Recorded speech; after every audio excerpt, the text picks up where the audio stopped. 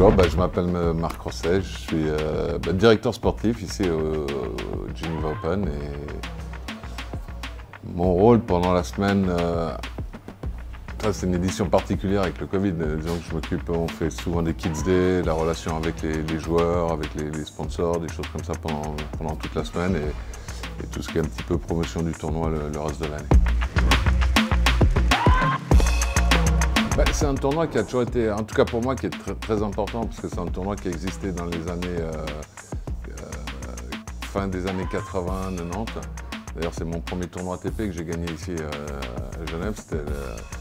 C'était exactement le même central, le même club, donc c'était un tournoi qui existait déjà il y a pas mal d'années, qui a disparu et qui est revenu déjà ici. Et donc c'est toujours quelque chose de particulier pour moi parce que c'est là où ma carrière a commencé sur ce central.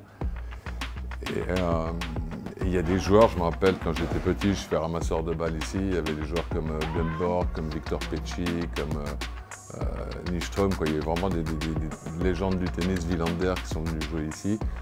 Donc il y a toujours eu un historique du tournoi avec le Parc des Eaux Vives.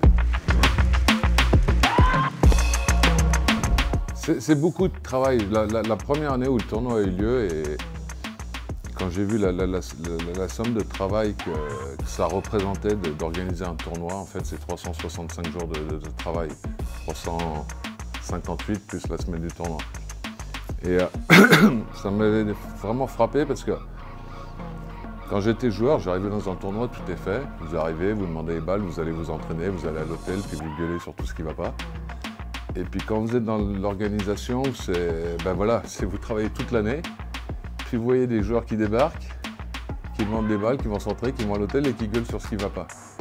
Et je m'étais fait la réflexion que ce serait peut-être bien pour les jeunes joueurs qui deviennent professionnels de peut-être participer une semaine, des fois comme ça, dans l'organisation d'un tournoi pour se rendre compte de tout ce qu'on doit essayer de mettre en place pour que les joueurs se sentent bien. Et si j'avais eu cette expérience en tant que joueur, certainement que j'aurais peut-être plus apprécié des fois l'effort fait par les gens de tournoi pour que l'événement ait lieu, parce que faut penser vraiment à une multitude de petits détails. On ne pouvait pas faire la moindre manifestation sportive sans sponsor, je veux dire, c'est des infrastructures, et sans sponsor, je veux dire, vous ne pouvez pas organiser la moindre manifestation sportive. Alors je remercie bien sûr le groupe M-Pro parce qu'il est très présent, pas seulement dans le tennis pour le tournoi ici, mais aussi pour le hockey, qui est mon deuxième sport de passion.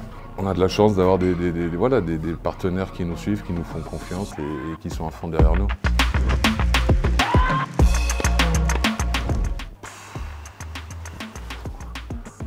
Ouais, je pense les Jeux Olympiques parce que je les ai gagnés, mais je pense que c'est ça.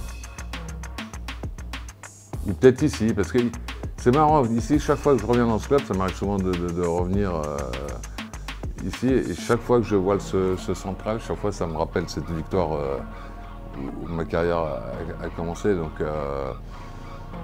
le plus important, on va dire, le plus médiatique, parce que c'est un titre que vous gardez à vie, c'est forcément les Jeux Olympiques.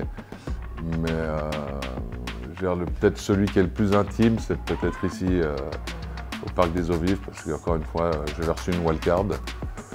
J'étais, je crois, 200e à l'ATP, puis je me suis retrouvé, je me rappelle, je venais en scooter avec le L, parce que je n'avais pas encore le permis.